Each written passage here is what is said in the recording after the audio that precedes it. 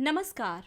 Vision IAS के news today के इस अंक में आप सभी का स्वागत है। इस अंक में हम आपके लिए लेकर आए हैं यूपीएससी परीक्षा की दृष्टि से महत्वपूर्ण कुछ अहम खबरें। इस अंक के साथ मैं हूं दिव्या तोमर। आइए सबसे पहले बात करते हैं इस अंक की खास खबरों के बारे में। नीति आयोग ने मुक्त सार्वजनिक उपयोग के लिए national data and analytics platform launch किया। भारत ने विश्व बाजार में सब्सिडी वाले खाद्यान्न बेचने के लिए विश्व व्यापार संगठन से नियमों में छूट की मांग की। तमिलनाडु में हुए उत्खनन से पता चला कि भारतीयों को 4200 वर्ष पहले लोहे के इस्तेमाल की जानकारी थी। भारतीय अंतरिक्ष अनुसंधान संगठन ने गगनयान कार्यक्रम के लिए ठोस रॉकेट बूस्टर HS-200 का सफलतापूर्वक परीक्षण किया। और उच्चतम न्यायालय ने केंद्रीय प्रशासनिक अधिकरण कैट में अत्यधिक रिक्तियों को गंभीरता से लिया। और आइए अब खबरों पर विस्तार से चर्चा करते हैं। नीति आयोग ने मुक्त सार्वजनिक उपयोग के लिए national data and analytics platform launch किया है। नीति आयोग द्वारा लॉन्च किया गया NADP उपयोगकर्ता के अनुकूल वेब प्लेटफॉर्म है। ये प्रयोग में लाए गए किसी भी उपकरण, प्रौद्योगिकी या क्षमता को विशेष न मानते हुए सभी उपयोगकर्ताओं के लिए सुलभ है। इस प्लेटफॉर्म पर अलग अलग सरकारी एजेंसियों के मूलभूत डेटा सेट उपलब्ध कराए गए हैं। ये डेटा को सुसंगत तरीके से प्रस्तुत करता है। साथ ही ये एनालिटिक्स और विजुअलाइजेशन के लिए भी टूल प्रदान करता है। NADP का लक्ष्य भारत सरकार द्वारा प्रकाशित डेटा तक पहुंच और उपयोग को आसान बनाकर सार्वजनिक सरकारी डेटा का लोकतंत्रीकरण करना है। NADP की जरूरत इसलिए है क्योंकि यदि डेटा को उपयोगकर्ता को ध्यान में रखकर प्रकाशित नहीं किया जाता है तो आगे इसके विश्लेषण में कठिनाई पैदा हो सकती है। इसके अलावा अलग अलग मानकों की वजह से डेटा प्रणाली बेमेल हो सकती है। NADP की शासन संरचना की बात करें तो नीति आयोग के उपाध्यक्ष की अध्यक्षता में एक उच्चाधिकार प्राप्त अंतर मंत्रालयी संचालन समिति गठित की जाएगी। ये समिति इस प्रणाली को दिशा प्रदान करेगी और प्रगति की निगरानी करेगी। विशेषज्ञ परामर्श प्रदान करने के लिए एक तकनीकी सलाहकार समूह गठित किया जाएगा। कई हितधारकों के साथ समन्वय स्थापित करने के लिए परियोजना प्रबंधन इकाई गठित की जाएगी। NADP के विकास और संचालन के लिए एक प्रौद्योगिकी वेंडर का प्रावधान किया जाएगा। NADP यानी national data and analytics platform उपयोगकर्ता के अनुकूल होने के साथ साथ रुचिकर भी है। साथ ही इसे नीति निर्माताओं, शोधकर्ताओं और नागरिकों की आवश्यकताओं के अनुरूप विकसित किया गया है। मानकीकृत प्रारूप होने की वजह से ये सभी क्षेत्रों के विश्लेषण को आसान बनाता है। इसके तहत डेटा को नियमित रूप से अपडेट करने के लिए मानक संचालन प्रक्रिया भी अपनाई गई है। ये सोशल मीडिया पर विचार विमर्श को प्रोत्साहित करता है। ये निर्णय लेने में डेटा को बेस बनाने के लिए प्रोत्साहित करेगा। इसके 3 उद्देश्य हैं। पहला है उपयोगकर्ता केंद्रित। इसमें डेटा तक पहुंच को उपयोगकर्ताओं के अनुकूल के साथ रुचिकर बनाया गया है। साथ ही इसे नीति निर्माताओं, नौकरशाहों, शोधकर्ताओं, नवोन्मेषकों, डेटा वैज्ञानिकों, पत्रकारों और नागरिकों की आवश्यकताओं के अनुरूप विकसित किया गया है। इसके अलावा इसका उद्देश्य इसे सुसंगत बनाना भी है। इसके तहत मानकीकृत प्रस्तुति का उपयोग करके अधिक डेटा सेट प्रस्तुत किए गए हैं। इसके लिए साझी भौगोलिक और सामयिक पहचानों का उपयोग किया गया है। तीसरा है नवीनतम, यानी कि डेटा नियमित रूप से इसमें अपडेट किया जाए और इसके लिए मानक संचालन प्रक्रिया बनाई गई है।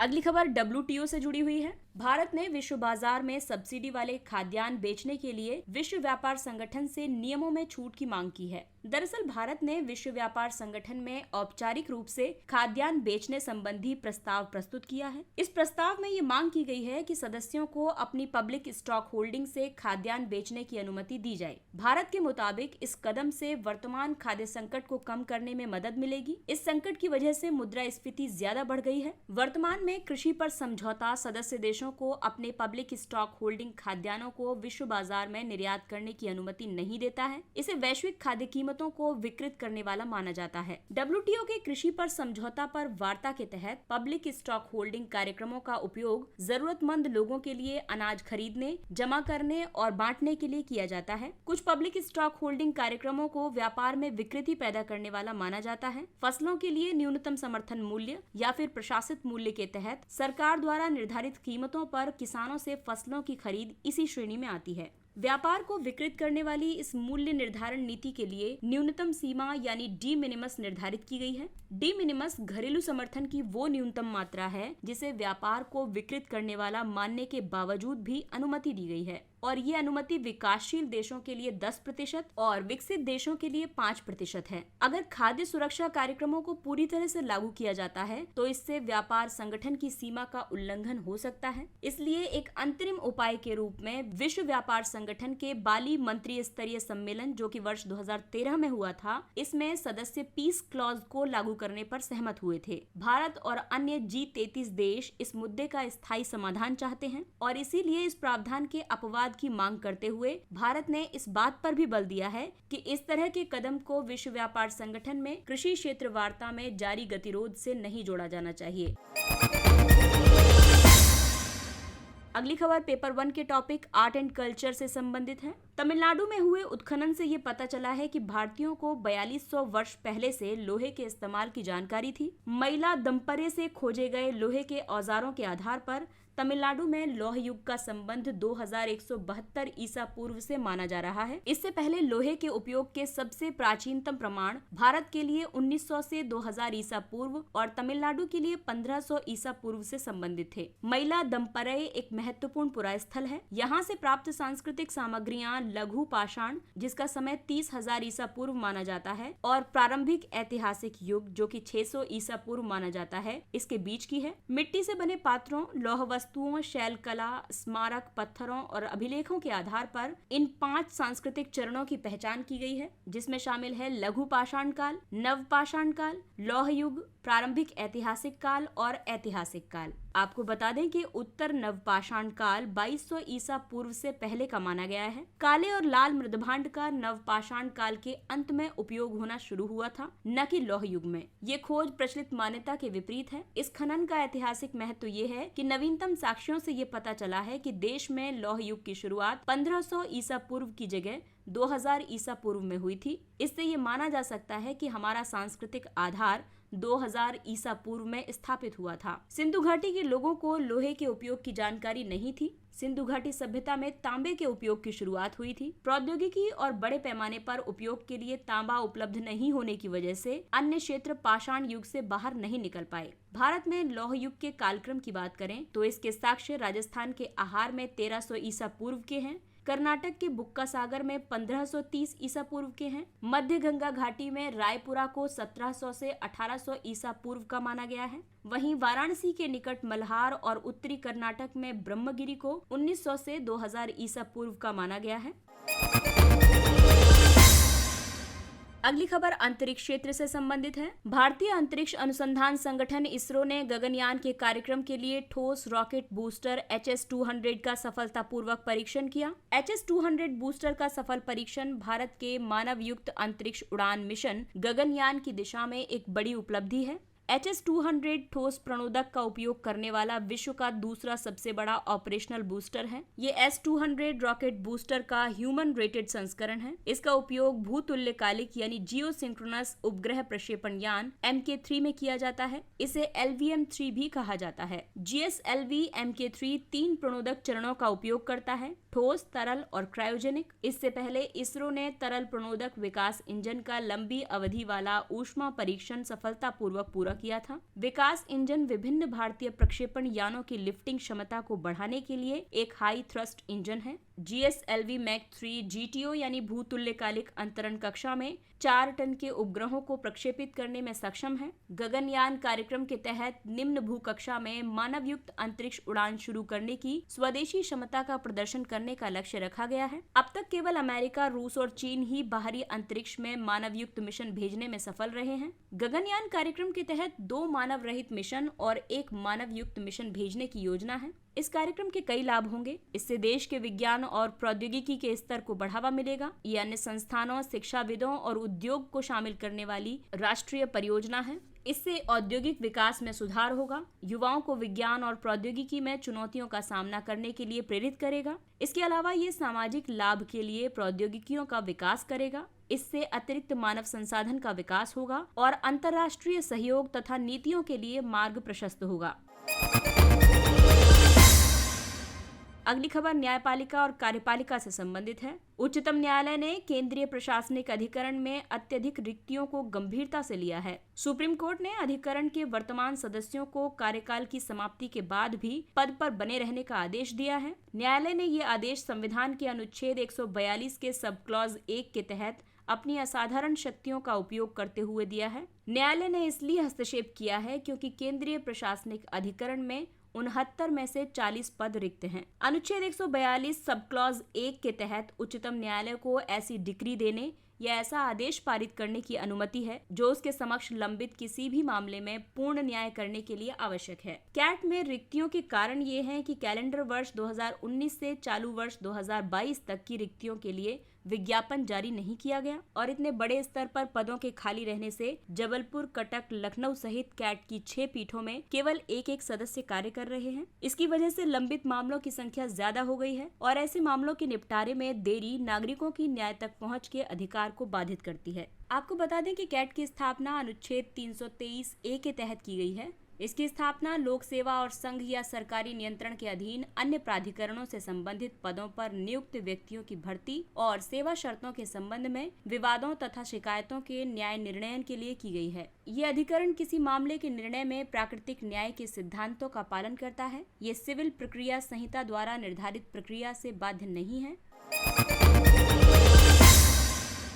और आइए बात करते हैं कुछ अन्य महत्वपूर्ण लेकिन संक्षिप्त सुर्खियों के बारे में। संविधान का 124वां संशोधन अधिनियम 2019। दिल्ली उच्च न्यायालय संविधान के 124वें संशोधन अधिनियम 2019 को चुनौती देने वाली एक याचिका पर सुनवाई कर रहा है। इस संबंध में न्यायालय ने केंद्र को अपनी दलीलें दायर करने का निर्देश दिया है। इस संशोधन द्वारा लोकसभा और विधानसभा में आंग्ल भारतीय समुदाय के नामांकन आधारित प्रतिनिधित्व को समाप्त कर दिया गया है। तत्कालीन संवैधानिक प्रावधानों के तहत अनुच्छेद 331 लोकसभा में 2 आंग्ल भारतीयों के मनोनयन का प्रावधान करता है। वहीं अनुच्छेद 333 विधानसभाओं के लिए 1 आंग्ल भारतीय सदस्य के मनोनयन का प्रावधान करता है।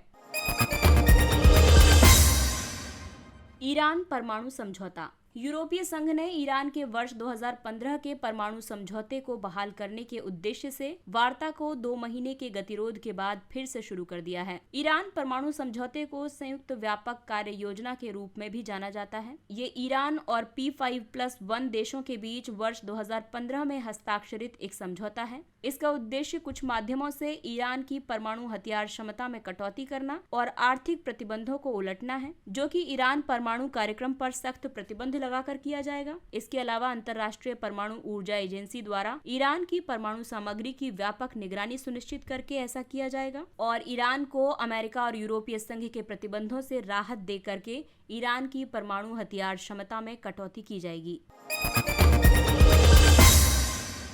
अस्पतालों और स्वास्थ्य सेवा प्रदाताओं के लिए राष्ट्रीय प्रत्यायन बोर्ड। हाल ही में आयुष मंत्रालय ने 5 आयुर्वेदिक अस्पतालों को आयुष प्रवेश स्तर के NABH प्रमाण पत्र प्रदान किए हैं। NABH भारतीय गुणवत्ता परिषद का एक घटक बोर्ड है। इसकी स्थापना स्वास्थ्य देखभाल संगठनों के लिए प्रत्यायन कार्यक्रम शुरू करने और संचालन करने के लिए की गई है। अपने संचालन में इसे पूर्ण कार्यात्मक स्वायत्तता प्राप्त है। QCI एक गैर लाभकारी संगठन है। ये वर्ष 1860 के सोसाइटी पंजीकरण अधिनियम 21 के तहत पंजीकृत है। इसे उत्पादों, सेवाओं और प्रक्रियाओं के स्वतंत्र तीसरे पक्ष के मूल्यांकन के लिए एक तंत्र निर्मित करने के लिए स्थापित किया गया है। उज बहुउद्देशीय परियोजना। हाल ही में केंद्र सरकार ने जम्मू और कश्मीर के कठुआ क्षेत्र में उज बहुउद्देशीय परियोजना की प्रगति की समीक्षा की। उज रावी नदी की एक सहायक नदी है। उज परियोजना के 3 घटक हैं: जल विद्युत उत्पादन, सिंचाई और पेयजल। ये सिंधु जल संधि 1961 के अनुसार भारत को आवंटित पूर्वी नदियों के जल उपयोग में भी वृद्धि करेगी। आपको बता दें कि सिंधु जल संधि के तहत भारत को पूर्वी नदियों, जिसमें कि रावी, व्यास और सतलुज शामिल हैं, इनके जल के उपयोग की अनुमति दी गई है। सिंधु जल संधि सिंधु नदी के जल के उपयोग के लिए भारत, पाकिस्तान और विश्व बैंक के बीच त्रिपक्षीय संधि है। आकस्मिक नवजात मृत्यु सिंड्रोम। एक हालिया अध्ययन के मुताबिक SIDS से मरने वाले शिशुओं में जीवित रहने वाले शिशुओं की तुलना में BCHE यानी ब्यूटेरिल कोलिनेस्टरेज की मात्रा काफी कम होती है। BCHE एक एंजाइम है। ये जीवन के समक्ष खतरा होने की स्थिति में मस्तिष्क को नींद से जगाने या सचेत करने के लिए जिम्मेदार है, जैसे कि सांस लेने में बाधा उत्पन्न होना। SIDS को कॉट डेथ या पालना मृत्यु भी कहा जाता है। ये नींद के दौरान स्पष्ट रूप से स्वस्थ शिशु की अचानक, अप्रत्याशित और अस्पष्ट मौत है। ये 12 महीने से कम आयु के शिशुओं में मृत्यु के प्रमुख कारणों में से एक है।